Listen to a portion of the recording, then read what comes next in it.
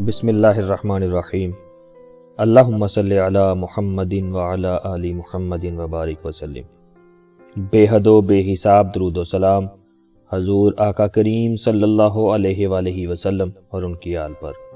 السلام علیکم سامعین، آپ کا ہوسٹ عمر مختار آپ کے اپنے چینل صرف سچ پر ایک اور نئے اور اہم موضوع کے ساتھ آپ کی خدمت میں حاضر ہے۔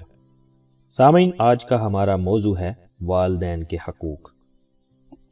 تحریر و تحقیق جناب محمد خالد جذبی صاحب۔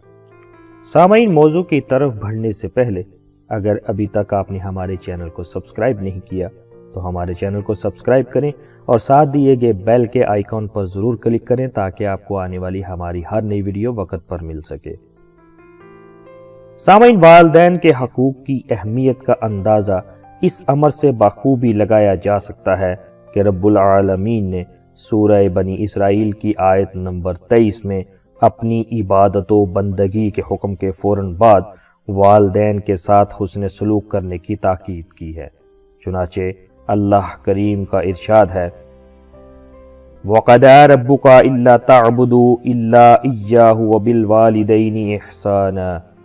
ترجمہ، اور آپ کے رب نے یہ فیصلہ فرما دیا کہ تم اس کے سوا کسی کی عبادت نہ کرو اور والدین کے ساتھ حسن سلوک کیا کرو۔ سامعین، ماں باپ کی خدمت گزاری اور فرما برداری اولاد کی اولین ذمہ داری ہے۔ چنانچہ صحیح بخاری اور صحیح مسلم میں حدیث مبارکہ ہے کہ ایک صحابی حضور صلی اللہ علیہ وآلہ وسلم کی خدمت بابرکت میں حاضر ہو کر عرض گزار ہوئے، یا رسول اللہ صلی اللہ علیہ وآلہ وسلم، میرے حسن سلوک کے سب سے زیادہ حقدار کون ہیں؟ ارشاد فرمایا، تمہاری والدہ زیادہ حقدار ہے۔ انہوں نے عرض کیا، پھر کون؟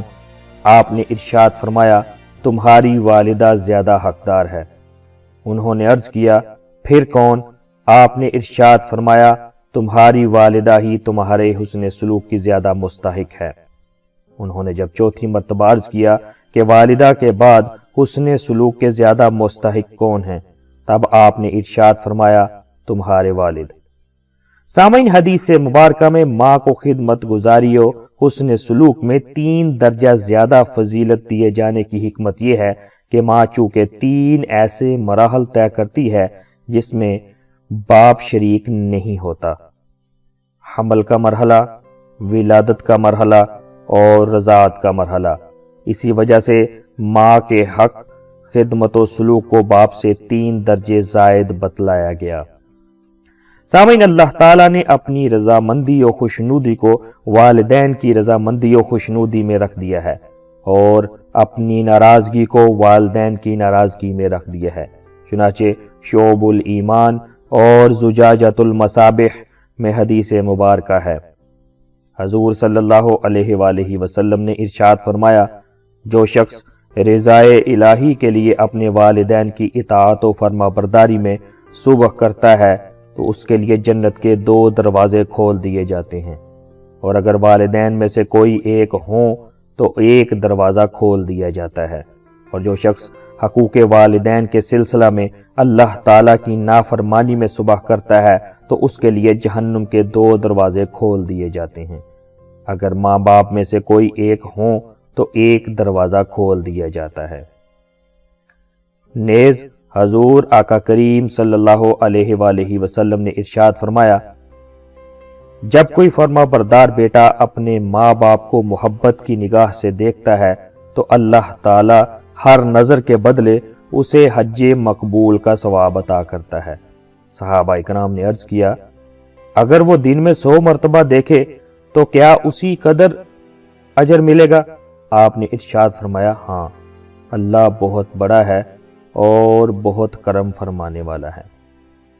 سامعین، والدین کی نافرمانی کرنا ناجائز و حرام ہے، حتیٰ کہ اگر کوئی نفل ادا کر رہا ہو اور اس کے والدین میں سے ماں یا باپ اسے آواز دے تو حکم شریعت یہ ہے کہ وہ نماز کو موقوف کر دے اور ماں باپ کی خدمت میں حاضر ہو جائے۔ سامعین، اگر ماں باپ غیر مسلم ہوں تب بھی اسلام ان کے ساتھ حسن سلوک کرنے کا حکم دیتا ہے۔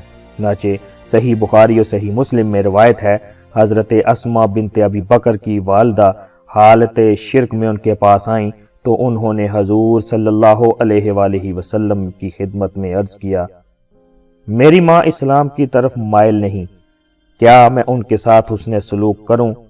آپ صلی اللہ علیہ وآلہ وسلم نے ارشاد فرمایا، ہاں تم ان کے ساتھ حسن سلوک کرو۔